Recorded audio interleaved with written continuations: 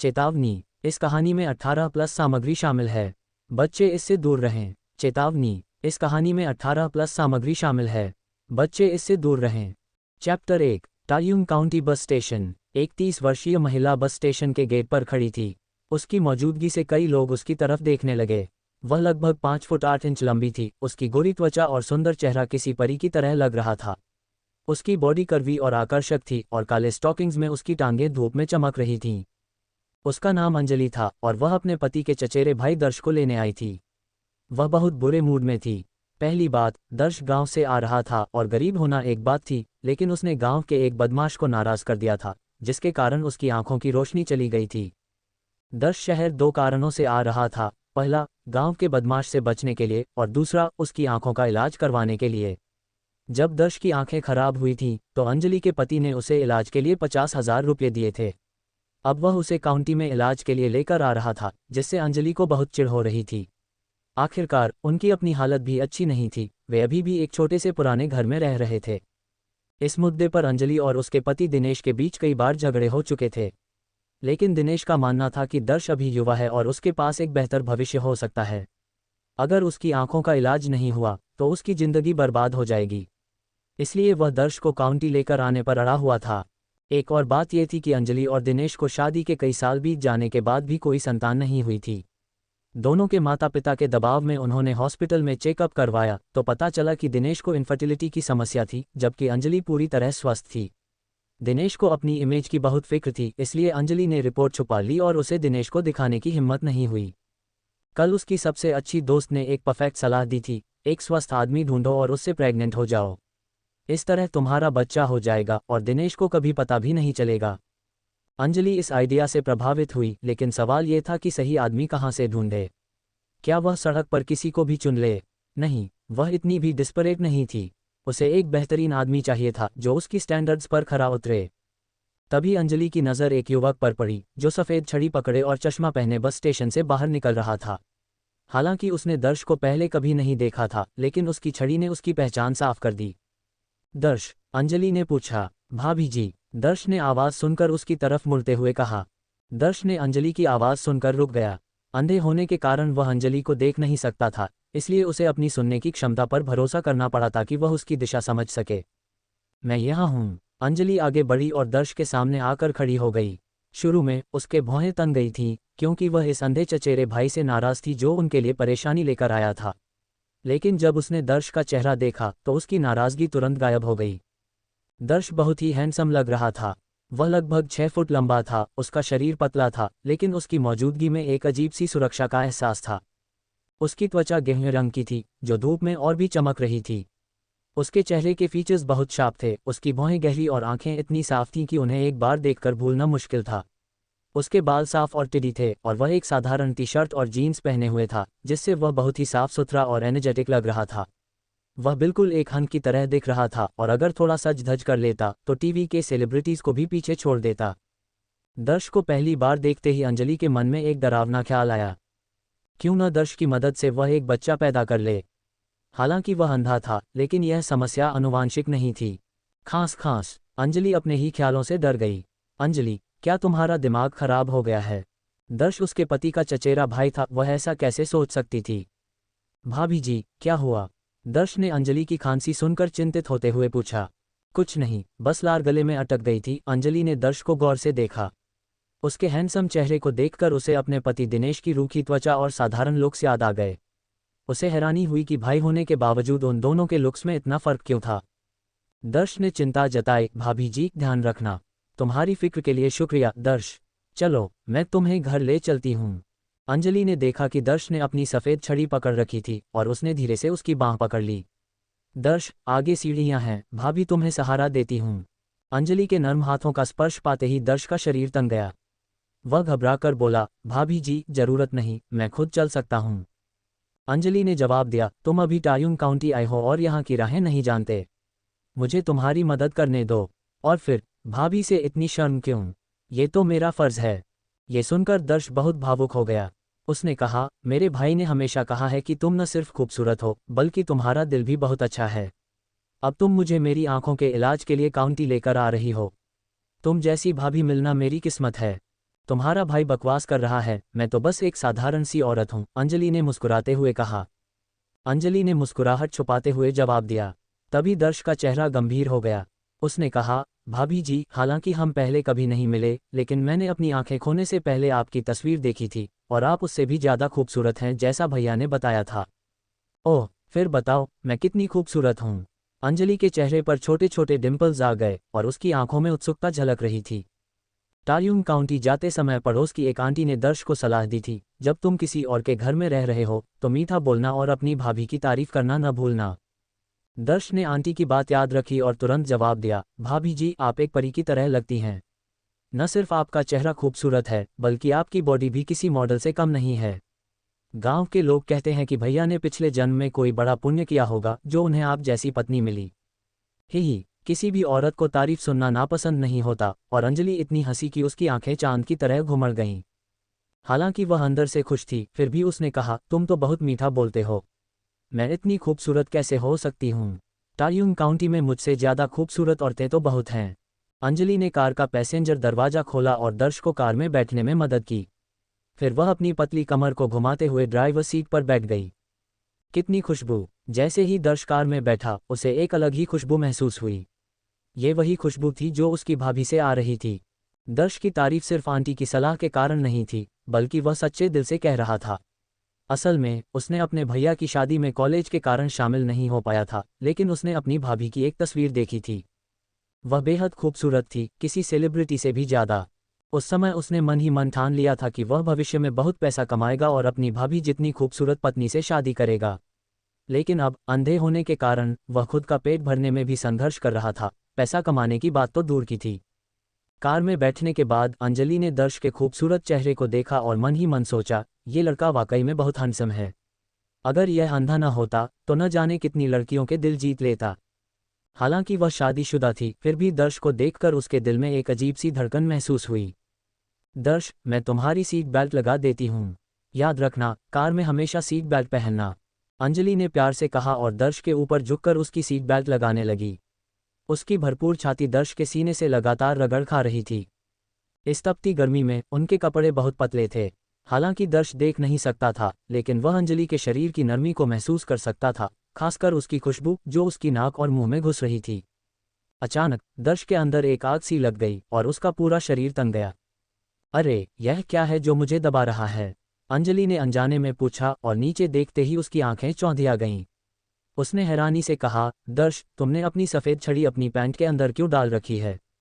क्या तुम्हें डर है कि कोई चुरा लेगा? भाभी, तुम्हारी मदद करती हूँ, इसे बाहर निकाल लेते हैं। ये कहते हुए अंजलि ने अपना हाथ बढ़ाया। चैप्टर 2। ये घटना इतनी अचानक हुई कि दर्श को रिएक्ट करने का मौका ही नहीं मिला और अंजलि ने उसे पकड़ लिया। इससे दर्श के पूरे शरीर में कर्ट सा दौड़ गया और वह तन गया जैसे किसी धनुष पर चढ़ा तीर हो। ये क्या हो रहा है? दर्श ने बिल्कुल नहीं सोचा था कि उसकी भाभी ऐसा कदम उठाएगी। ये तो मेरा वंश को आगे बढ़ाने वाला हथियार है। फिर यह उसकी नज़रों में गाइड स्टिक कैसे बन गया? बूम! उस बड़े, सख्त और गर्म स्पर्श को महसूस करते ही अंजलि की आंखें हैरानी से फैल गईं। वह दर्श की तरफ देखती रही, उसकी नज़रों में गहरी चौंकाने वाली भावना थी। हे भगवान, ये तो बहुत ज़बरदस्त है। ये तो लगभग एक गधे जैसा है। अंजलि, जो इस साल 30 साल की हो चुकी थी, अब वह पहले वाली नादान लड़की नहीं रही थी। वह समझ गई कि उसने क्या पकड़ा है। ये तो एक ऐसा खजाना था जो किसी भी औरत को पागल कर सकता था। भाभी जी, जल्दी छोड़ दो मुझे, ये गाइड स्टिक नहीं है, दर्श ने घबराहट भरी आवाज़ में कहा। आहा! ये सुनकर अंजलि को होश आया और उसने तुरंत दर्श को छोड़ दिया। फिर वह शर्म से लाल होकर स्टीयरिंग व्हील पकड़ ली। ये तो बहुत अजीब हो गया। अंजलि खुद पर बहुत नाराज़ थी कि वह इतनी बेवकूफ़ कैसे बन गई। लेकिन फिर उसने चुपके से दर्श की तरफ देखा और उस बड़े आउटलाइन को देखकर उसे लगा कि शायद उसकी गलती इतनी बड़ी नहीं थी। ये तो इतना बड़ा है, इसे गाइड स्टिक समझ लेना तो नॉर्मल बात है ना? दर्श, बैठ जाओ, भाभी तुम्हें घर लेकर चलती हूँ। अंजलि ने गहरी सांस ली और जो हुआ उसका जिक्र नहीं किया। यह मामला पहले ही बहुत अजीब हो चुका था और दर्श भी इसे जानबूझकर उठाना नहीं चाहता था। उसने हल्के से सिर हिलाया और चुपचाप पैसेंजर सीट पर बैठ गया। हालांकि दर्श का दिल बहुत घबराया हुआ था। उसकी खूबसूरत भाभी ने अभी उसे वहां पकड़ लिया था और भले ही यह सिर्फ एक पल का एहसास था, लेकिन इसने दर्श जैसे अनुभवहीन लड़के को एक अद्भुत और नया सा एहसास दिया।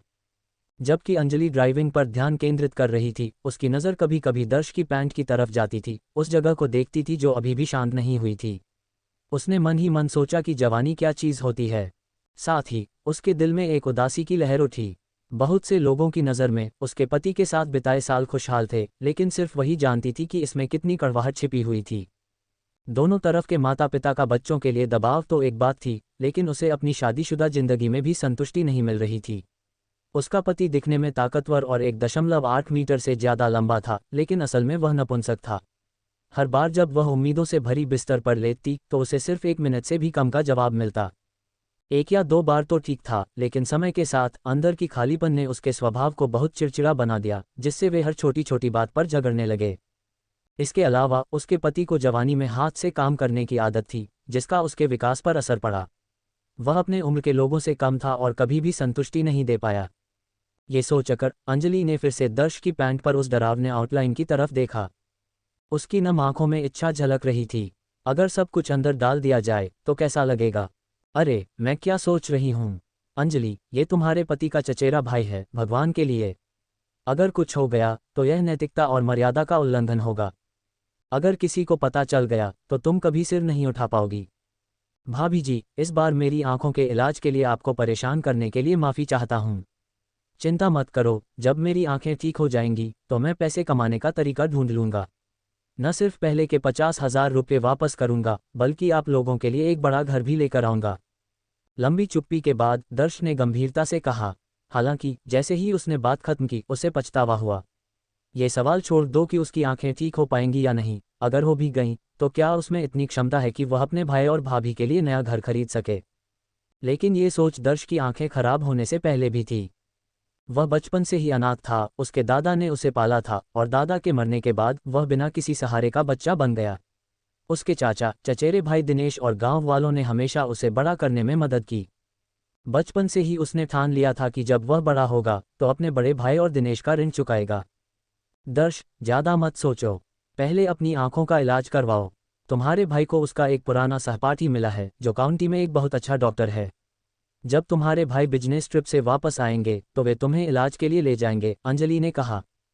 अंजलि को साफ तौर पर यकीन नहीं था कि दर्श भविष्य में उनकी बहुत मदद कर पाएगा, और उसने इस मामले को दोबारा नहीं उठाया जैसे उसने दर्श की बात का आखिरी हिस्सा सुना ही नहीं। ... 20 मिनट बाद अंजलि की कार धीरे धीरे घर के नीचे रुकी। अंजलि का मोहल्ला पुराना था और इमारतों का बाहरी हिस्सा जर्जर था। वहां लिफ्ट नहीं थी, न ही कोई प्रोफेशनल प्रॉपर्टी मैनेजमेंट, बस एक सुरक्षा गार्ड जो गेट पर झपकी ले रहा था। घर में प्रवेश करते ही दर्श घर का लेआउट तो नहीं देख सकता था, लेकिन उसे हवा में एक हल्की खुशबू महसूस हुई। एक हवा का झोंका आया जो उसके कानों में पवन घंटियों की मधुर आवाज़ लेकर आया। ये साफ था कि उसकी भाभी जिंदगी से प्यार करने वाली औरत थी। दर्श, पहले सोफे पर बैठ जाओ। तुम्हारे भाई ने बिजनेस ट्रिप पर जाने से पहले मुझे तुम्हें कुछ देने को कहा था, जो शायद तुम्हारे दादा की चीज़ है, अंजलि ने कहा। अंजलि ने दर्श को सोफे पर बैठने में मदद की और फिर बेडरूम में चली गई। दादा की चीज़? दर्श के भौहें थोड़ी सिकुड़ गईं, उसके चेहरे पर उलझन साफ झलक रही थी। उसके दादा ने ये चीज़ उसे देने की बजाय उसके चचेरे भाई को क्यों दी थी? जब वह गुजर गए थे तो उन्होंने इसे सीधे उसे क्यों नहीं दिया? इस उलझन में उसे कदमों की आवाज़ सुनाई दी। अंजलि उसकी तरफ आ रही थी। भाभी जी, दादा ने मेरे लिए क्या छोड़ा है? उसने पूछा। अंजलि ने दर्श को कुछ सौंपा। यह एक काला डिब्बा है, उसने कहा। डिब्बा लेते ही दर्श ने इसे ध्यान से छुआ। ये ठंडा था और इसकी सतह पर कुछ अजीब नक्काशी थी। जब उसने इन नक्काशी को छुआ तो उसे एक अजीब सा एहसास हुआ। Ring ring ring. तभी अंजलि का फ़ोन बज उठा। उसने दर्श की तरफ देखा और फ़ोन उठाया। अरे, मैं भूली नहीं हूँ, मैं अभी कपड़े बदल रही हूँ, जल्दी आती हूँ, चिंता मत करो। और हाँ, मेरा छोटा भाई आ गया है, मुझे उससे कुछ बात करनी है। फ़ोन रखने के बाद अंजलि ने दर्श की तरफ मुस्कुराते हुए कहा, दर्श, मेरी बेस्ट फ्रेंड ने शॉपिंग पर चलने को कहा है और मैंने उसे पहले ही वादा कर दिया था। अब कैंसिल करना ठीक नहीं होगा। तुम घर पर ही मन लगा लो, मैं जल्दी ही वापस आ जाऊंगी, ठीक है? दर्श ने तुरंत कहा, भाभी जी आप जाए, मेरी फिक्र मत करो, मैं खुद का ख्याल रख सकता हूँ, बस मेरी आंखें नहीं देखती। उसके यहाँ बोझ बनना उसकी आखिरी इच्छा थी और वह वाकई नहीं चाहता था कि उसकी वजह से उसकी भाभी की शॉपिंग रद्द हो। इसके अलावा वह खुद को कभी भी विकलांग नहीं मानता था। अंजलि ने बस मुस्कुरा दिया और कुछ नहीं कहा। वह अपने सेक्सी अंदाज में बेडरूम में कपड़े बदलने चली गई। लिविंग रूम में शांति छा गई। दर्श ने डिब्बे को कुछ बार सहलाया और फिर सावधानी से इसे खोला। अचानक एक हल्के पीले रंग की चमक, जैसे कोई उल्का, उसके दिमाग में घुस गई। तुरंत एक तीव्र दर्द ने दर्श के सिर में प्रवेश किया। आह! वह चिल्लाया। इस तेज दर्द ने दर्श को चीखने पर मजबूर कर दिया। उसने अपना सिर पकड़ा और संतुलन खोकर जमीन पर गिर गया। वह दर्द से कराहते हुए लुढ़कने लगा। दर्श, क्या हुआ? अंजलि ने पूछा। दर्श की चीख सुनकर अंजलि कमरे से बाहर भागी और जल्दबाजी में वह भूल गई कि वह सिर्फ एक सफ़ेद अंडरगारमेंट पहने हुए थी।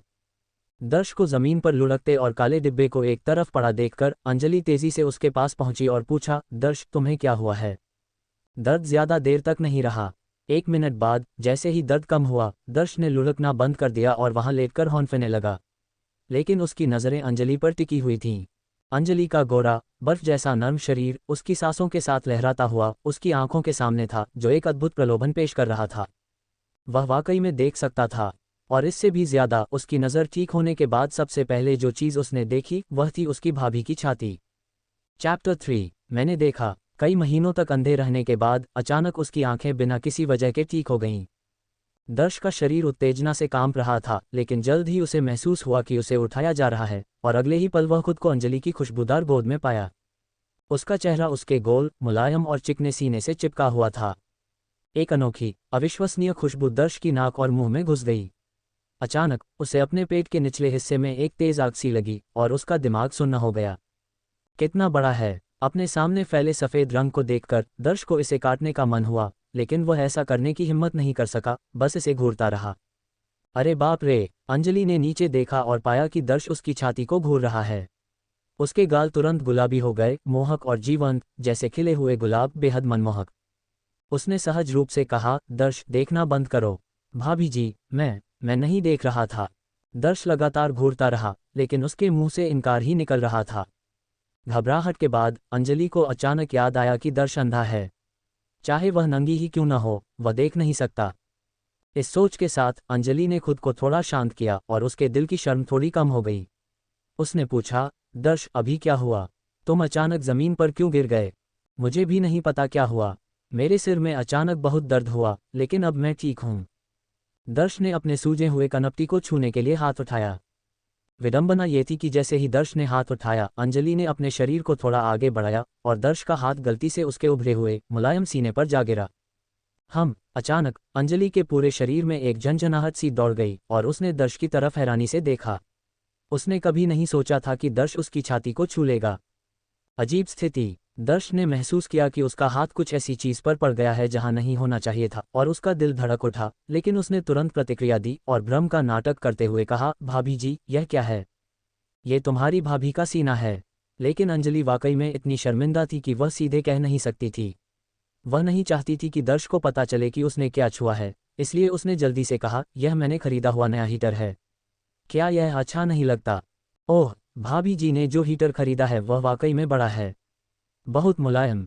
दर्श ने अनिच्छा से अपना हाथ वापस खींचा और उस मुलायम, चिकने एहसास को याद करने लगा जो उसे अभी महसूस हुआ था। उसका दिल धड़क रहा था और उसे लगा जैसे वह दुनिया का सबसे खुश इंसान है। अंजलि, जिसके गाल लाल हो गए थे, ने कहा, अगर तुम्हें पसंद है तो मैं तुम्हारे लिए एक और खरीद लूंगी। सच में? धन्यवाद भाभी जी, लेकिन मैं ठीक इसी तरह का चाहता हूँ। दिखावा बनाए रखने के लिए दर्श को खास तौर पर हैरान होने का नाटक करना पड़ा। कोई बात नहीं, मैं तुम्हें बिल्कुल वैसा ही नया डिब्बा दिला दूंगी। चलो, मैं तुम्हें सोफे पर बैठा देती हूँ। अंजलि, जिसके गाल लाल हो चुके थे, ने दर्श को सोफे पर बैठाने में मदद की। लेकिन जैसे ही दर्श बैठा, अंजलि ने उसकी पैंट में उभार देखा। उसके गाल और भी लाल हो गए। उसे समझ नहीं आ रहा था कि उसने क्या छुआ था, फिर ये लड़का इतना उत्तेजित क्यों हो गया। ये लड़का वाकई में बहुत जोशीला है। भाभी जी, मैं अब ठीक हूँ। आप अपनी दोस्तों के साथ शॉपिंग पर जाए। दर्श ने कहा, ठीक है, जरूर। अभी अभी जो हुआ था उससे अंजलि बहुत शर्मिंदा थी और तुरंत कपड़े बदलने के लिए बेडरूम में चली गई, इतनी जल्दी कि वह दरवाज़ा बंद करना भूल गई। लेकिन अंजलि ने दरवाज़ा बंद करने की जहमत नहीं उठाई। आखिरकार दर्श अंधा था और कुछ देख नहीं सकता था। उस समय दर्श सोफे पर बैठा हुआ था और उसकी नज़रें अंजलि के कपड़े बदलने पर टिकी हुई थीं। उसकी आकर्षक बॉडी उसकी आंखों के सामने थी। उसके सपाट और टोन पेट के नीचे बिल्कुल निर्दोष टांगें थीं और उसकी हाथी दांत जैसी सफ़ेद त्वचा धूप में आकर्षक ढंग से चमक रही थी, जो एक तीव्र दृश्य प्रभाव पैदा कर रही थी। उसके उभरे हुए स्तनों का जिक्र तो छोड़ ही दो, जो एक जादुई शक्ति से लग रहे थे, जिसे देखकर कोई भी उन्हें अपने हाथों में कसकर पकड़ने की इच्छा करेगा। कुछ ही नज़रों ने दर्श की नब्ज़ को तेज़ कर दिया और उसकी सांसें तेज़ हो गईं। उसने अपनी लार को जोर से निगला ताकि अपने अंदर की आग को शांत कर सके। लेकिन जल्द ही दर्श को होश आया और उसने तुरंत सिर झुका लिया और आगे देखने की हिम्मत नहीं की। आखिरकार वह उसकी भाभी थी और भले ही उसके चचेरे भाई ने उसके साथ अच्छा व्यवहार किया था, लेकिन यहाँ वह उसकी पत्नी पर मोहित हो रहा था। क्या जानवर है वह। कुछ मिनट बाद जब अंजलि कमरे से पूरी तरह से तैयार होकर निकली तो दर्श ने सिर उठाया और उसे देखा। उसका दिल धड़क उठा। कितनी खूबसूरत। अंजलि ने एक क्रॉप टॉप लोकट टी शर्ट पहनी हुई थी जो उसकी पतली गर्दन को दिखा रही थी, जिस पर एक चांदी की हार उसकी सेक्सी कॉलरबोन पर टिकी हुई थी। उसकी गहरी क्लीवेज अनंत आकर्षण बिखेर रही थी और नीचे एक छोटी सी काली स्कर्ट थी जो काले स्टॉकिंग्स के साथ पहनी हुई थी, जो किसी भी आदमी को पागल कर सकती थी। बहुत ही खूबसूरत। ऐसी औरत को पाने के लिए किसी ने पिछले जन्म में कोई बड़ा पुण्य किया होगा। कुछ देर के लिए दर्श को अपने चचेरे भाई से और भी ज्यादा ईर्ष्या हुई। दर्श, तुम यात्रा से थक गए होगे, घर पर आराम करो। मैं जल्दी ही वापस आती हूँ और जब आऊँगी तो तुम्हारे लिए एक दावत तैयार करूँगी, उसने कहा। ये कहते हुए अंजलि ने 5 सेंटीमीटर की हील्स पहनी और फिर घर से निकल गई। हालांकि जाने से पहले अंजलि ने दर्श की पैंट पर एक और नज़र डाली। हालांकि वह अब उतनी उत्तेजित नहीं थी, लेकिन पैंट में अभी भी उभार साफ दिख रहा था। उसने अपनी लार को निगला, उसकी आंखों में इच्छा साफ झलक रही थी। दर्श ने अपनी भाभी के हर एक भाव को पकड़ लिया। वह थोड़ा चौंका। उसकी भाभी वहां क्यों देख रही थी? क्या वह सोच रही थी? नहीं नहीं नहीं, मेरी भाभी ऐसा कैसे सोच सकती है? ये बिल्कुल भी संभव नहीं है। अपने दिमाग में चल रहे विचारों को तोड़ते हुए दर्श ने अपने चचेरे भाई और भाभी के घर को देखना शुरू किया। पूरा घर लगभग 60 वर्ग मीटर का था। लिविंग रूम में एक सोफा सेट और एक कॉफ़ी टेबल थी, टीवी से ज़्यादा दूर नहीं। इनके अलावा कुछ गमले भी थे। फर्नीचर काफ़ी पुराना था, जिससे साफ पता चलता था कि इसे कई सालों से इस्तेमाल किया जा रहा है। लेकिन घर बहुत साफ सुथरा था, जो एक बहुत ही आरामदायक एहसास दे रहा था। अचानक दर्श के दिमाग में फिर से एक तेज दर्द उठा। उसने अपने सिर को दोनों हाथों से पकड़ लिया और सोफे पर गिर गया, लगातार चिल्लाते हुए। इस बार दर्द पहले से भी ज़्यादा तीव्र था। दर्श ने आंखें पलटी और सोफे पर बेहोश हो गया। उसने एक सपना देखा जिसमें उसने एक मध्यम आयु वर्ग के आदमी को देखा जो उससे बहुत मिलता जुलता था। बेटे, मुझे मत कोसना कि मैंने तुम्हें छोटे से छोड़ दिया। तुम्हारी माँ और मैं भी मुश्किलों में थे। जब तुम ये काला डिब्बा खोलोगे तो तुम बड़े हो चुके होगे। इस काले डिब्बे में हमारे परिवार के कुछ रहस्य हैं, ड्रैगन और फीनिक्स मिस्ट्री स्किल और डिवाइन फिजिशियन मैनुअल। इन्हें पाकर मेहनत से अभ्यास करना। भविष्य में तुम एक शक्तिशाली व्यक्ति बनोगे जिसका हर जगह सम्मान होगा। याद रखना, गोल्डन कोर रीच तक पहुंचने से पहले अपनी माँ और मेरे बारे में मत पूछना, न ही हमें ढूंढने आना। नहीं तो तुम्हें ऐसे खतरों का सामना करना पड़ेगा जिन्हें तुम सुलझा नहीं पाओगे। और हाँ, जब तुम दूसरे लेवल के क्यू कल्टिवेशन रीच में पहुंचोगे तो तुम्हें एक तोहफा मिलेगा जो मैंने तुम्हारे लिए तैयार किया है। तोहफा क्या है, यह अभी रहस्य रहेगा। तुम्हें पता चल जाएगा। ... पापा। आवाज़ खत्म होते ही दर्श अचानक जाग गया। जब उसने देखा कि घर में कोई नहीं है तो उसके चेहरे पर निराशा छा गई। माँ और पापा, तुम कहाँ हो? तुमने मुझे क्यों छोड़ दिया? थोड़ी देर निराश रहने के बाद दर्श को अचानक अपने पिता के सपने में कहे गए शब्द याद आए।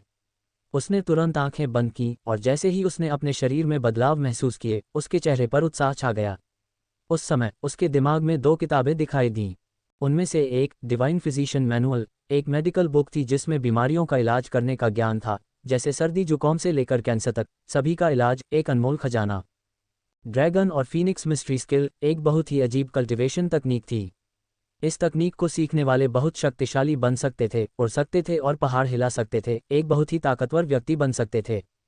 लेकिन जब उसने कल्टिवेशन का तरीका देखा तो दर्श का चेहरा बहुत अजीब हो गया। यह एक ड्यूल कल्टिवेशन तकनीक थी। इसे औरतों की इन एनर्जी को अवशोषित करके बढ़ाया जा सकता था। पापा, तुमने मुझे जो तकनीक दी है वह मेरे लिए बहुत मुश्किल है। मैं तो एक ऐसा लड़का हूं जिसने कभी रिलेशनशिप में भी नहीं रहा, और तुम चाहते हो कि मैं औरतों के साथ ड्यूल कल्टिवेशन करके अपनी ताकत बढ़ाऊं। यह मेरे लिए बहुत कठिन है। दर्श ने भारी आह भरी, उसकी आंखों में मजबूरी झलक रही थी। स्वूश! तभी दर्श ने देखा कि डिवाइन फिजिशियन मैनुअल से हल्की सी चमक निकली और उसके दिमाग में एक जानकारी भर गई। इस जानकारी को देखने के बाद दर्श सोफे से उछलकर खड़ा हो गया, उसकी आंखों में उत्साह छलक रहा था।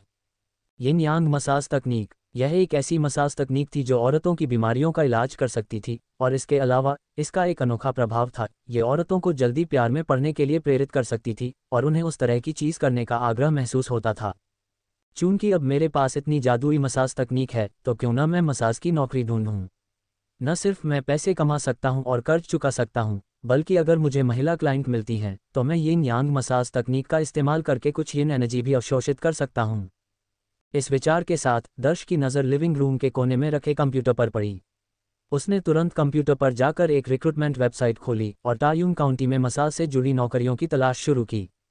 जल्द ही 9 सिस्टर्स ब्लाइंड मसाज नाम की एक जगह ने दर्श का ध्यान खींचा।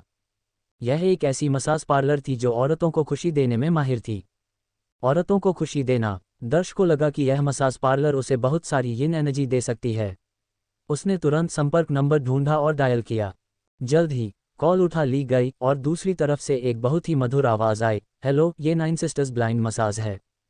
दर्श ने तुरंत कहा, हेलो, मैं नौकरी के लिए आवेदन करना चाहता हूँ। औरत ने पूछा, क्या तुम शुरुआती हो या इस क्षेत्र में तुम्हारा अनुभव है? दर्श ने कहा, मेरा कुछ अनुभव है। औरत ने कहा, तो स्टोव पर आओ। मुझे तुम्हारी मसाज तकनीक को अपने शरीर से महसूस करने की ज़रूरत है, तभी मैं तय कर सकती हूँ कि तुम्हें नौकरी दूँ या नहीं। 10 मिनट बाद दर्श मसाज शॉप के इंटरव्यू के लिए निकल पड़ा। हालांकि उसकी आंखें ठीक हो चुकी थीं, लेकिन वह अभी भी काले चश्मे और सफ़ेद छड़ी लेकर चल रहा था। वह अपने अंधे होने का नाटक जारी रखना चाहता था। ये सिर्फ इसलिए नहीं था क्योंकि वह एक ब्लाइंड मसाज शॉप में काम करना चाहता था, बल्कि इसलिए भी क्योंकि वह गांव के गुंडे के गुस्से को फिर से भड़काने से डरता था। यूनिवर्सिटी से ग्रेजुएट होने के बाद दर्श ने एक बड़ी कंपनी का ऑफर ठुकरा दिया और उन लोगों की मदद करने के लिए अपने गांव लौट आया जिन्होंने उसकी मदद की थी। उसने गांव के मुखिया का चुनाव लड़ा और ज़्यादातर गांव वालों का समर्थन हासिल किया, लेकिन गांव के गुंडे ने, जो उसी पद के लिए लड़ रहा था, उसके लिए एक जाल बिछाया जिसके कारण वह अंधा हो गया। गुंडे ने उसे अंधा देखकर उसके साथ और कोई बदला नहीं लिया। लेकिन चूंकि तायुंग काउंटी उसके गांव से ज़्यादा दूर नहीं था, अगर उसकी आंखों के ठीक होने की खबर गुंडे तक पहुंच गई तो ये फिर से मुसीबत खड़ी कर देगी। हालांकि उसने अपने पिता से सीखी हुई कल्टीवेशन टेक्निक को अपना लिया था, लेकिन वह अभी भी गुंडे का मुकाबला करने के लिए कमज़ोर था, जिसके पास ताकतवर पृष्ठभूमि थी। इससे उसके भाई और भाभी को भी परेशानी हो सकती थी। इसलिए उसे चुपचाप अपनी ताकत बढ़ाने की ज़रूरत थी, ताकि जब वह गुंडे का सामना करने के लिए तैयार हो तब वह अपनी आंखों के ठीक होने का राज खोल सके। जल्द ही दर्श प्रेका ब्लाइंड मसाज शॉप के सामने पहुंच गया। दरवाजे पर खड़े होकर उसने अपने भावनाओं को संभाला, क्योंकि वह अभी भी चिंतित था कि कहीं उसका अंधे होने का नाटक पकड़ा न जाए। हेलो, क्या मालकिन यहाँ है? मसाज शॉप में घुसते ही दर्श ने रिसेप्शन डेस्क पर बैठी एक युवा लड़की को देखा। कितनी प्यारी दिखने वाली लड़की थी। लड़की लगभग 20 साल की थी। उसका चेहरा बेबी फेस वाला था, थोड़ा गोल मटोल, उसके बाल छोटे और स्टाइलिश थे, आंखें साफ और चमकदार थीं, और उसकी मुस्कान बहुत मीठी और प्यारी थी, जैसे एक बेदाग सफ़ेद लिली, शुद्ध और ताज़ा। दर्श को सबसे ज़्यादा हैरान करने वाली बात यह थी कि लड़की की छाती बहुत बड़ी थी, जैसे उसके शरीर पर 2 छोटे तरबूज लगे हों। इससे उसे समझ आया कि क्यूट फेस, बिग बस्ट का मतलब क्या होता है। हैंडसम, क्या आप मसाज थेरेपिस्ट की जॉब के लिए इंटरव्यू देने आए हैं? दर्श के हाथ में सफ़ेद छड़ी और चेहरे पर काले चश्मे को देखकर पूजा ने उसके आने का मकसद समझ लिया। हाँ, दर्श ने दृढ़ता से सिर हिलाया। मैंने फ़ोन पर मालकिन से बात कर ली थी। उन्होंने कहा कि जब मैं आऊँ तो फ्रंट डेस्क पर बैठी शीशी से बात करूँ और वह मुझे इंटरव्यू के लिए ले जाएगी। ही, मैं ही शीशी हूँ। मेरे साथ आओ, पूजा ने कहा। उसका स्वभाव बहुत जोशीला और खुशमिजाज था। वह तुरंत दर्श के पास आए और उसकी सफ़ेद छड़ी पकड़ ली। मेरे पीछे आओ। धन्यवाद, दर्श ने सिर हिलाकर कहा। ऑफिस तक जाते हुए पूजा कभी कभी पीछे मुड़कर दर्श को देखती। उसके दिल की धड़कनें उसके हैंडसम लुक के कारण तेज हो जाती थीं। वह सोच रही थी कि यह इंटरव्यू देने वाला लड़का बहुत आकर्षक है। उसे लगा कि अगर उसे नौकरी मिल गई तो जरूर बहुत सारी महिला कस्टमर्स उसे पसंद करेंगी। शायद कुछ महिला कस्टमर्स तो कुछ एक्स्ट्रा सर्विसेज के लिए भी रिक्वेस्ट करेंगी। हम आ गए हैं, बस दरवाजे को धक्का देकर बॉस के ऑफिस में जाओ, पूजा ने दर्श को ऑफिस के दरवाजे तक ले जाकर कहा। मेहनत के लिए शुक्रिया, दर्श ने विनम्रता से कहा और आभार जताते हुए झुक गया। फ्रंट डेस्क को ज़्यादा देर तक खाली नहीं छोड़ा जा सकता, इसलिए तुम्हें खुद ही अंदर जाना होगा। मैं तुम्हारे इंटरव्यू के लिए शुभकामनाएं देती हूँ। ही, पूजा ने उसे आशीर्वाद दिया और तेजी से वापस चली गई। हाँ, शायद अंधे होने का नाटक करने के कारण दर्श को थोड़ा अपराधबोध महसूस हो रहा था। उसने अपनी तनावग्रस्त नसों को शांत करने के लिए कुछ गहरी सांसें लीं और फिर ऑफिस का दरवाज़ा खोल दिया। क्या बात है? दरवाज़ा खोलते ही दर्श हैरान रह गया और लगभग चिल्ला ही दिया। उसी पल एक महिला जिसने भूत के मुखौटे पहन रखा था दर्श के सामने खड़ी थी, उससे सिर्फ 1 मीटर की दूरी पर, और उसने अपना सिर झुकाकर एक डरावनी मुद्रा बना रखी थी। अगर आप पहले से तैयार नहीं हैं तो आप डर के मारे बेहोश हो सकते हैं। खैर, दर्श दरवाजे पर कुछ देर से तैयारी कर रहा था, इसलिए वह इस अचानक हुई स्थिति को संभालने में कामयाब रहा। हालांकि दर्श समझ गया कि दूसरा पक्ष ये सब क्यों कर रहा था। ये सिर्फ एक टेस्ट था, ये जांचने के लिए कि क्या इंटरव्यू देने वाला सच में अंधा है, क्योंकि अगर कोई देख सकने वाला व्यक्ति अंदर घुस गया तो यह मसाज पार्लर की प्रतिष्ठा को बहुत नुकसान पहुंचा सकता था। क्या बॉस रेकर यहाँ हैं? दर्श ने चुपचाप अपने भावनाओं को संभाला और फिर पूछा। रेकर ने जल्दी से जवाब नहीं दिया, बल्कि चुपचाप दर्श को देखती रही। जब उसने उसके हैंडसम चेहरे को देखा तो उसकी आंखें चमक उठीं। यह इंटरव्यू देने वाला लड़का बहुत आकर्षक था। उसके फीचर्स तेज और साफ थे, उसके बाल छोटे और स्टाइलिश थे, उसकी लंबाई 180 सेमी से ज़्यादा थी, और हालांकि वह बहुत ज़्यादा मस्क्यूलर नहीं था, लेकिन उसके अंदर एक पूरी सुरक्षा का एहसास था। जो चीज़ उसे सबसे ज़्यादा आकर्षित कर रही थी वह दर्श के अंदर एक अजीब सी खासियत थी। उसे देखते ही उसके अंदर उसके करीब आने का एक तीव्र इच्छा जाग उठी। बॉस रेकर। जब कोई जवाब नहीं मिला तो दर्श ने फिर से पुकारा। उसकी आवाज़ ने रेकर को वापस हकीकत में ला दिया। उसने तुरंत कहा, हाँ, मैं यहाँ हूँ। क्या तुम वही हो जिसने नौकरी के लिए फ़ोन किया था? दर्श ने जवाब दिया, हाँ, मेरा नाम दर्श है। जैसे ही दर्श ने बोलना बंद किया, रेकर ने अपने चेहरे से मुखौटा हटा दिया और उसके सामने एक बेहद खूबसूरत चेहरा प्रकट हो गया। उसके नाजुक फीचर्स ऐसे लग रहे थे जैसे किसी दिव्य कलाकार ने उन्हें बनाया हो। उसने कोई मेकअप नहीं किया था, फिर भी उसकी त्वचा इतनी चिकनी और बेदाग थी। उसके सेक्सी लहराते बाल जुजुबे रेड रंग में रंगे हुए थे, जिसने उसकी त्वचा को और भी गोरा बना दिया था। उसकी गर्दन पर एक सोने की चेन थी जो उसकी पतली और सुंदर गर्दन को और भी आकर्षक बना रही थी, और उसकी परफेक्ट कॉलरबोन्स ने उसे और भी मोहक बना दिया था। उसकी गहरी आकर्षक क्लीवेज एक चुंबकीय खिंचाव पैदा कर रही थी जो पुरुषों को उसकी गहराई में जाने के लिए प्रेरित कर रही थी। सच में खूबसूरत। दर्श को लगा था कि उसकी भाभी पहले से ही बहुत सुंदर है, लेकिन रेकर भी उससे कम नहीं थी। टायुंग काउंटी में वाकई बहुत सारी खूबसूरत लड़कियां थीं। अब तुमने इंटरव्यू का पहला चरण पास कर लिया है। मेरे साथ आओ, मैं तुम्हारी मसाज टेक्निक को महसूस करना चाहती हूँ। ये कहते हुए रेकर ने दर्श का हाथ पकड़ा और ऑफिस से बाहर चल दी। जिज्ञासा से भरा हुआ दर्श ने पूछा, बॉस रेकर, हम कहाँ जा रहे हैं? रेकर ने जवाब दिया, एक प्राइवेट रूम में मसाज के लिए। दर्श ने सिर हिलाया और ज़्यादा कुछ बोले बिना रेकर के पीछे पीछे गलियारे के अंत में स्थित एक प्राइवेट रूम में चला गया। प्राइवेट रूम बहुत बड़ा नहीं था, लगभग 10 वर्ग मीटर, जिसके बीच में एक मसाज बेड था और उसमें एक टेलीविज़न और एयर कंडीशनिंग भी था। कमरे की लाइटिंग गुलाबी थी, जिसने पूरे कमरे को एक अंतरंग और रोमांटिक माहौल से भर दिया था। सच में, यह मसाज पार्लर जितना दिखता था उससे कहीं ज़्यादा कॉम्प्लेक्स था। यहाँ निश्चित रूप से कुछ ऐसे डील्स होते थे जो सामने नहीं आने चाहिए। रेकर मसाज बेड पर लेट गई और पूछा, दर्श, जब तुम मसाज करते हो तो क्या क्लाइंट को कपड़े पहनकर रखने चाहिए या उतारने चाहिए? दोनों ठीक हैं। दर्श ने कुछ पल चुप रहकर जवाब दिया, हालांकि कपड़े उतारने से रिजल्ट बेहतर होगा और क्लाइंट को ज़्यादा आराम महसूस होगा। दर्श झूठ नहीं बोल रहा था। डिवाइन फिजिशियन मैनुअल के अनुसार यिन यांग मसाज टेक्निक को पूरी तरह से प्रभावी बनाने के लिए ट्रू की सच्ची ऊर्जा की जरूरत होती है, और चूंकि उसने अभी तक ट्रू की को विकसित नहीं किया था, इसलिए कपड़े उतारना सबसे अच्छा विकल्प था। ठीक है, चूंकि यह इंटरव्यू है तो मैं कपड़े उतारकर इसे महसूस करूंगी। ये कहते हुए रेकर ने धीरे धीरे अपने कपड़े उतारना शुरू कर दिया, जबकि दर्श उसे देख रहा था। रेकर ने एक ब्लाउज पहन रखा था। जैसे ही उसने 2 बटन खोले, वह भरा हुआ नज़ारा दर्श की आंखों के सामने आ गया। चैप्टर 5। हालांकि वह बहुत उत्तेजित था, लेकिन दर्श फिलहाल अंधे आदमी का नाटक कर रहा था। वह शांत दिखने की कोशिश कर रहा था, लेकिन चुपके से एक के बाद एक लार निगल रहा था। रेकर ने ऊपर देखा और दर्श को नोटिस किया कि वह लगातार उसे घूर रहा था।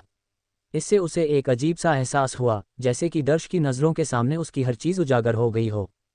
हालांकि ये याद करते हुए कि वह एक अंधा आदमी है और शॉक टेस्ट पास कर चुका है, उसने इस पर ज़्यादा ध्यान नहीं दिया और तुरंत अपने सारे बटन खोल दिए। उसकी बर्फ जैसी सफ़ेद त्वचा और भरा हुआ शरीर पूरी तरह से उजागर हो गया। ब्रा सिर्फ 1/3 हिस्से को ढक सकती थी, बाकी हिस्सा हवा के संपर्क में था। गुलाबी रोशनी उस आकर्षक क्लीवेज पर पड़ रही थी, जिसने दर्श को एक अभूतपूर्व दृश्यात्मक झटका दिया। शर्ट उतारने के बाद रेकर ने सिर उठाया और पूछा, मैंने ऊपर का हिस्सा उतार दिया है, क्या मुझे नीचे का भी उतारना चाहिए? तुम नीचे का भी उतार सकती हो। इस तरह मैं तुम्हें फुल बॉडी मसाज दे सकता हूँ। दर्श बाहर से बिल्कुल शांत दिख रहा था, लेकिन अंदर से वह बेहद उत्तेजित था। रेकर का लुक और फिगर निश्चित रूप से 10,000 में एक था। इस स्तर की खूबसूरती को पूरी तरह से देख पाना, ये वह सपना था जो अनगिनत पुरुष देखते हैं। रेकर के दिमाग में दर्श एक अंधा आदमी था, इसलिए उसे कोई बोझ महसूस नहीं हुआ और उसने तुरंत अपनी काले रंग की पैंट उतार दी। एक जोड़ी हाथीदांत जैसी सफ़ेद टांगें दर्श के सामने प्रकट हो गईं। उस पल रेकर सिर्फ एक ब्रा और काले अंडरवियर पहने हुए थी, बाकी शरीर पूरी तरह से उजागर था। गुलाबी रोशनी ने उसके शरीर पर एक मोहक चमक डाल दी, जिससे दर्श के दिल में एक तूफान सा उठ खड़ा हुआ। वह कुछ भी करने को तैयार था, बस एक भूखे भेड़िए की तरह इस टॉप नॉच लेडी बॉस पर झपट पड़े और उसे नोच नोच कर खा जाए। ठीक है, आओ मुझे मसाज दो। रेकर मसाज बेड पर लेट गई, उसके हाथ उसके सपाट पेट पर थे, जिस पर एक भी अतिरिक्त चर्बी नहीं थी। उसकी आंखें आधी बंद थीं और पलकें हल्के से फड़फड़ा रही थीं। दर्श ने रेकर के शरीर को गौर से देखा और आगे बढ़कर मसाज बेड के बगल में बैठ गया। पहले उसने एक गहरी सांस ली, फिर उसकी हथेलियां धीरे धीरे रेकर की जांघों पर उतरीं। कितना मुलायम! उस नर्म त्वचा को छूते ही दर्श के दिल में एक लहर दौड़ गई और उसने महसूस किया कि उसके निचले पेट में तुरंत एक आग सी लग गई, जिसके बाद उसका शरीर तनाव से भर गया। धत, ये क्यों खड़ा हो गया? दर्श ने नीचे देखा और जब उसने उस डरावनी आकृति को देखा तो तुरंत सिर उठाकर रेकर की तरफ देखा। राहत की बात यह थी कि उसकी आंखें कसकर बंद थीं और वह उसकी मौजूदा स्थिति से बिल्कुल अनजान थी। उसकी आंखें थोड़ी हिलीं और दर्श ने तुरंत कहा, बॉस रेकर, मेरी मसाज टेक्निक पीठ की मसाज से शुरू होती है, तो क्यों ना तुम पेट के बल लेट जाओ? ठीक है, रेकर ने आलस से जवाब दिया और फिर मसाज बेड पर पेट के बल लेट गई। अचानक रेकर की पीली, मुलायम पीठ दर्श के सामने आ गई। उसने मुश्किल से लार निली, खासकर उसके उभरे हुए नितंबों को देखकर, जिसने उसके जुनून को और भी भड़का दिया। उसका शरीर और भी तीव्रता से प्रतिक्रिया कर रहा था, जैसे कि किसी भी पल उसकी पैंट फट सकती हो। शांत रहो, तुम्हें शांत रहना होगा। अगर लेडी बॉस ने उसकी स्थिति को भांप लिया तो वह निश्चित रूप से शक करने लगेगी। हालांकि रेकर मसाज बेड पर पेट के बल लेटी हुई थी और जब तक वह सिर नहीं उठाती तब तक वह दर्श के उत्तेजना की डरावनी आकृति को नहीं देख पाएगी। एक गहरी सांस लेकर दर्श बेड के किनारे बैठ गया। जब उसकी हथेलियां रेकर की चिकनी और नाजुक पीठ को छुईं तो उसका शरीर ऐसे कांप उठा जैसे उसे कट लग गया हो। इसमें कोई शक नहीं, लेडी बॉस की त्वचा बेहद अच्छी लग रही थी। वह साफ तौर पर इसकी अच्छी देखभाल करती है। चूंकि यह एक इंटरव्यू था, दर्श ध्यान भटकाने की हिम्मत नहीं कर सका। हालांकि उसने यिन यांग मसाज टेक्निक में महारत हासिल कर ली थी, लेकिन यह उसका पहली बार अभ्यास करना था, इसलिए उसे अभी भी ध्यान केंद्रित करने और सतर्क रहने की जरूरत थी। हालांकि दर्श ने जो उम्मीद नहीं की थी वह ये था कि यिन यांग मसाज टेक्निक का पहली बार इस्तेमाल करते हुए उसे कोई अजनबीपन महसूस नहीं हुआ। दबाना, मलना, धकेलना, दबाना, विभिन्न तकनीकें उसे स्वाभाविक रूप से आ गईं, जैसे पानी बह रहा हो। सबसे हैरान करने वाली बात यह थी कि यिन यांग मसाज टेक्निक करते हुए उसके हाथ गर्म होने लगे। तुम्हारे हाथ बहुत गर्म हैं। जब रेकर ने दर्श की हथेली की गर्माहट महसूस की तो वह हैरानी से चिल्लाई, लेकिन यह बहुत आरामदायक लग रहा है, जैसे हॉट स्टोन मसाज मिल रहा हो। यह मेरे ऊपर घूम रहा है, क्या ये जादुई नहीं है? मकान मालकिन की प्रशंसा से प्रोत्साहित होकर दर्श और भी आत्मविश्वास से भर गया और अंदर ही अंदर यिन यांग मसाज टेक्निक के चमत्कार पर हैरान हुआ, लेकिन बाहर से उसने बेपरवाही के अंदाज में समझाया, बॉस रेकर, यह मेरी तकनीक की खासियत है। गर्म हथेली ग्राहकों को एक शानदार अनुभव दे सकती है। बुरा नहीं है, जारी रखो। रेकर ने हल्के से सिर हिलाया और मसाज का और भी इंतजार करने लगी। ठीक है, दर्श ने जवाब दिया और मसाज पर ध्यान केंद्रित करना शुरू कर दिया। पीठ की मसाज करने के कुछ देर बाद दर्श के हाथ धीरे धीरे नीचे की ओर बढ़े और उस जोड़ी नितंबों पर पहुंच गए, जिनके बारे में अनगिनत पुरुष सपने देखते हैं, और उन्हें धीरे से मलना शुरू कर दिया। भले ही यह अंडरवियर के माध्यम से था, फिर भी वह उनकी भरावट से निकलने वाली मुलायमता को महसूस कर सकता था। एक वजन होने के नाते दर्श ने पहले कभी ऐसा नज़ारा नहीं देखा था। उसके हाथ अब एक देवी जैसी खूबसूरत औरत के उभरे हुए नितंबों पर थे, जिसका वह पहले सपने में भी सोच नहीं सकता था। जैसे जैसे उसकी उत्तेजना बढ़ती गई, उसकी हथेलियां और भी गर्म हो गईं, लेकिन उसकी तकनीक शांत और संयमित बनी रही, बिना किसी घबराहट के। गर्माहट और उसकी अनोखी तकनीक के संयोजन ने रेकर के शरीर को बिजली के झटके की तरह कंपा दिया और उसके चेरी जैसे होठों से एक धीमी सी कराह निकली, जो किसी भी आदमी को पागल कर सकती थी। ये सेक्सी कराह एक बम को जलाने वाली लौ की तरह थी, जिसने दर्श के सिर में गड़गड़ाहट भर दी और उसके अंदर रेका पर झपट पड़ने और उसे जोश से भर देने का आवेग पैदा कर दिया। लेकिन उसने अपने दिल में उस पागलपन को रोक लिया। उसे डर था कि अगर उसने ऐसा किया तो रेका उसे पुलिस स्टेशन भेज देगी, और अगर उस पर बलात्कार का प्रयास का लेबल लग गया तो वह वाकई मुसीबत में पड़ जाएगा। जब रेका ने अपनी आवाज़ सुनी तो उसका सुंदर चेहरा हल्का सा लाल हो गया और उसने तुरंत कहा, दर्श, नितंबों की मसाज भी इतनी आरामदायक महसूस हो सकती है। मैं जानना चाहती हूँ, तुम्हारी मसाज टेक्निक का क्या नाम है? तुमने इसे किससे सीखा है? मेरी मसाज टेक्निक का नाम यिन यांग मसाज टेक्निक है। दर्श की आंखें चमक उठीं जब उसने आगे कहा, मैंने इसे अपने गांव में अपने दादाजी के साथ रहकर सीखा है। वह एक पुराने TCM प्रैक्टिशनर हैं और ये तकनीक उन्होंने ही विकसित की है। दर्श जानबूझकर झूठ नहीं बोल रहा था, ये सिर्फ इतना है कि डिवाइन फिजिशियन मैनुअल को इनहेरिट करना बहुत ही काल्पनिक लगता है, और अगर उसने रेका को बताया भी तो वह शायद उस पर विश्वास नहीं करेगी। इसकी व्याख्या करने के बजाय एक छोटे से झूठ से बात को टाल देना आसान था। ओह, एक पुराने TCM प्रैक्टिशनर द्वारा विकसित मसाज टेक्निक। तुरंत रेका को गहरी दिलचस्पी हो गई। उसकी पानीदार आड़ू जैसी आंखें दर्श पर टिक गईं जब उसने पूछा, जहां तक मुझे पता है, पारंपरिक चीनी चिकित्सा मसाज टेक्निक्स में कुछ चिकित्सीय प्रभाव होते हैं। मैं जानना चाहती हूँ, तुम्हारे दादाजी की मसाज टेक्निक किस तरह की बीमारियों का इलाज कर सकती है? किस तरह की बीमारियाँ? ये सवाल दर्श को चकरा गया और उसने तुरंत आंखें बंद कर लीं, डिवाइन फिजिशियन मैनुअल को पलटकर यह जांचने के लिए कि इन यांग मसाज टेक्निक किन बीमारियों का इलाज कर सकती है। जल्द ही दर्श की आंखें चमक उठीं और उसने तुरंत कहा, क्या महिलाओं के स्तनों को बढ़ाने और झूलते हुए स्तनों का इलाज करना भी गिना जाएगा? सच में, तुम्हारी मसाज टेक्निक स्तनों को बढ़ा सकती है और झूलते हुए स्तनों का इलाज भी कर सकती है। इस बयान पर रेका की आंखें उत्साह से चमक उठीं। एक मसाज टेक्निक जो महिलाओं के स्तनों को बढ़ा सकती है, निश्चित रूप से दुर्लभ थी। समाज के विकास के साथ महिलाएं सुंदरता को बढ़ती महत्व दे रही हैं और कुछ ब्यूटी सैलून में अपने स्तनों को बढ़ाने के लिए कोई खर्च नहीं उठाएंगी।